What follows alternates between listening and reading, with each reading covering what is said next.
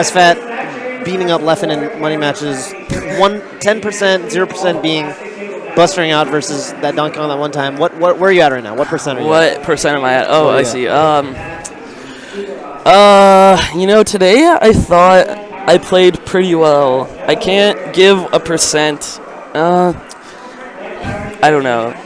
So I thought when me and Mango were talking about it, it really seems like so I think FD was probably a really smart counter pick because anytime you took him there, it really felt like he just was not getting the kills off of grab, and you were just doing the basic stuff. It's like he didn't control the ground as well, because the Fox Ditto, it's all about the knockdown, right, and then getting the conversion off of the knockdown. And on FD, for whatever reason, Norwalk, they just don't practice there, but they don't have the punish game on FD, you were saying. They go for reads. Right, yeah, and so you can see it in his play too, because when he's most nervous, he'll go for a hard read. Same with me a lot of the time too. Yeah, I talk about. I think for a lot of players, when you're when you're in those nerve-wracking situations, you kind of go back to what you know, and one thing that really impressed me with your playstyle, and correct me, this is just my observation, but I feel like in recent times, especially, you've really been working on your Leffen combo, your Swedish combos. You're Armada combos. Armada combos. All right, let's keep it real. Yes. And I feel like a lot of Foxes are kind of getting onto that. Mango was talking about how he was surprised Joey has been chain grabbing more in friendlies. But I don't know. How do you feel about how you've kind of worked on your punish game? Yeah, well, I got to play with Mango a lot before I started getting really good, right, in 2012. So I think I adopted a lot of his style. But then the European style of Fox, it has just less holes. It's just more efficient. There are certain things that are just flat out better. Easier to be consistent with, for sure. Right, yes. That's a much better way to put it. Easier to be consistent with. But I think, the Mango style it's still good against those non-flowchart matchups, like Samus, Sheik, Marth, kind of. Yeah, those those floaty-ish, Luigi, you just can't flowchart Luigi, Samus, Dr. Mario, although you kind of can flowchart Dr. Mario. Yeah. But, second best Fox against Dr. Mario. So, just so you know. But yeah, so I think both have their strengths, but the European one is much more consistent, easier to be consistent with, and so that's why I think a lot of players are starting to pick it up more. Right. Even Joey. Yeah. Sometimes he does. Five Guys was one of the Armada Junior tag. Didn't really play like Armada Junior. Not at all. It seemed like he was trying to draw out the, the energy. Tell me about your set with Laudandis. Tell me about your set with Laudandis. Okay. I thought that was... This is NorCal interview, NorCal. Mango refused to do an interview, so... I'll interview you. Anyways. You can hop on in a second. Anyways.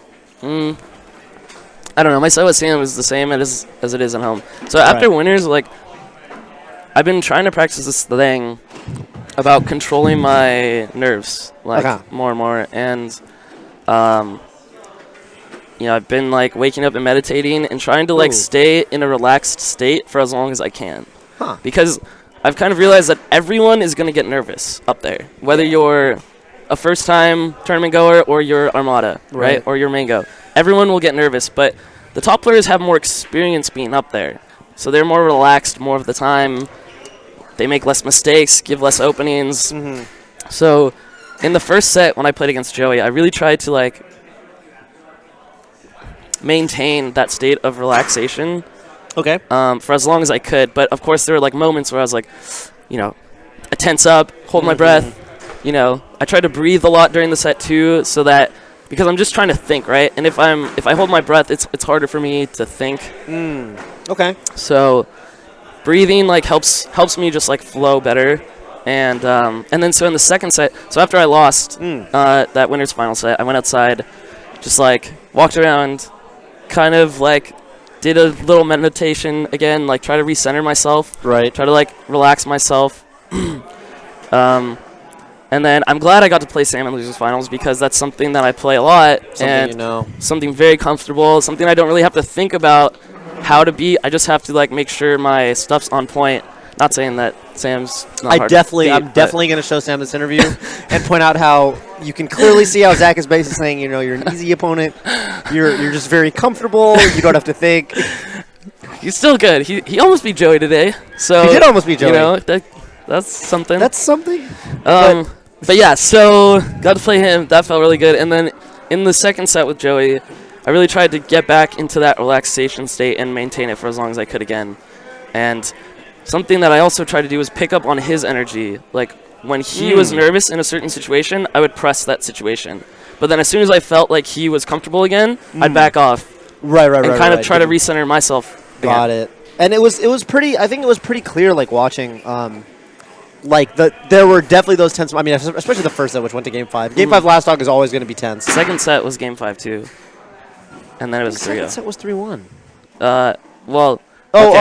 defining second set as the second set, first set of grand finals. Yeah, that's what I meant. Okay, that's what I meant. Okay, right, okay. yeah. Right, where you know, if you're tense and it's a Fox Ditto, and especially given the type of Foxes that you and Joey play, especially Joey, it's like pretty apparent, I think, and I think I'm really glad you dropped that insight of, you know, trying to recenter yourself and kind of reading, and we were teaming, and you were telling me too, like, kind of pick up on Joey, like, you know, when he's like playing more defensive versus when he's gonna want to go in, and I really like that that way of sort of thinking about it. I think I'm gonna try to work on that. It's fun because then when the other person starts to realize what you're doing, you start to have this conversation with them in the game, and like you don't even have to talk, but you're saying so much, you know, and that's kind of what me and Kevin do all the time. Is we're just constantly talking with our gameplay, and it just makes it so much fun. You know, I don't know. It's just constantly changing. It's constantly dynamic. Like nothing, even though we might do the similar things, similar situations, it leads to something new, or it's from something new, because we're always changing with each other. That's really deep. I like that a lot. So that's really cool. Yeah. Well, what else should we talk about? Teams. Teams was good. How do you feel about teams? I felt like it was good. I definitely feel like I probably could have played better, but I'm also pretty happy with how he played.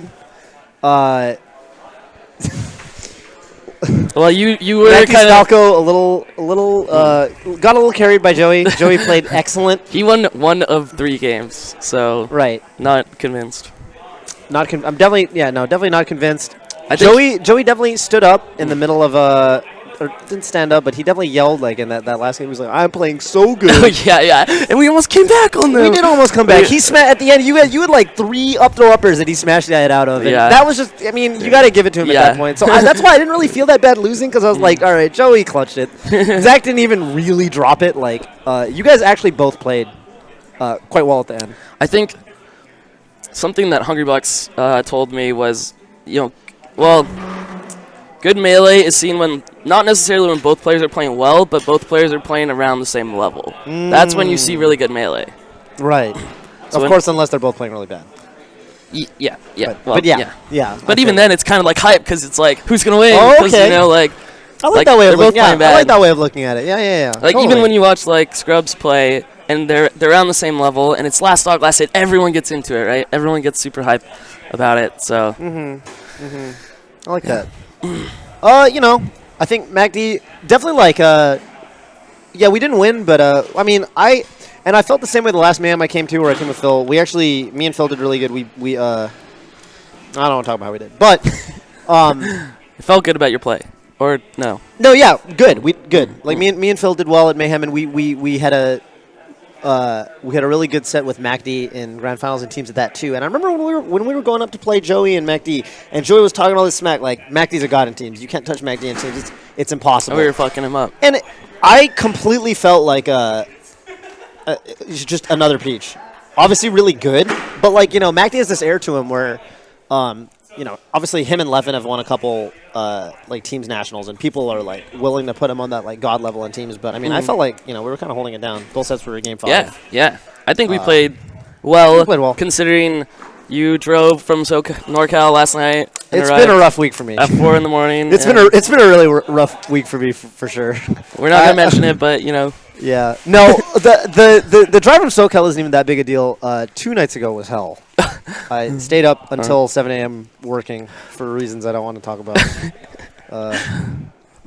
It was nutty. And then I just had the weirdest Friday. I went to bed at 7:30. I messaged my boss. I was like, dude, I'm not coming in today, but I'll work from home. Woke up at noon. Still super tired. It was awful. Oh my gosh. So you're all sleep deprived. Yeah, I'm definitely super duper looking forward to eating a bunch of food, drinking a bunch of beer, and then passing the F out. Oh. So, I think we're about wrapping up here. Yeah, Kellen, good. a.k.a. Baby SoCal Spencer. Real quick, guys, go vote for Pew Pew for Smash Summit. Oh, yeah. Get Pew Fat to Smash Summit, please. This time I was graciously invited. Last time he was invited, so it's time to help him out. And how's he? Do you know how he's doing? I think he's 5th right now or 6th. I don't exactly know. Doing well, but right. Come on, man. Pew pew pew. Yeah. No, it would be cool to see him just get in the first day, but it doesn't end for another 2 weeks. I think it's open for another week. Who's doing really well? What are the standings? Esam. And is he number 1? He is number 1. Weird. Last time I checked, and I think Hacks or Wobbles. They're up there too. Hacks and Wobbles. Okay. Wobbles is definitely hot right now. Hacks is always going to be a crowd favorite because he's Hacks. He's the new Melee Hell. I think Hacks. I think Hacks might actually thrive in that kind of environment because it's such a chill event. Smash Summit's such a I think Hacks definitely gets put on edge, with this whole sleep thing. If you want to hear more about SFAT and Toph's thoughts on the Smash Summit, tune into his stream at SFAT17. Twitch.tv/SFAT17. Follow SFAT on Twitter at twitter.com/SFAT. He got the young SFAT. Yeah. Four characters. I'm Toph_BBQ. This is Mac Dizzle. No. Spy_MacD. Hey. Got it. Sponsor alert. Yep. Cool. Are we that's it. facing? Otherwise, yeah. Yeah. MacD's looming over the shoulder. Thanks, guys. I'm super tired. I should. It's not enough that he beat us in team.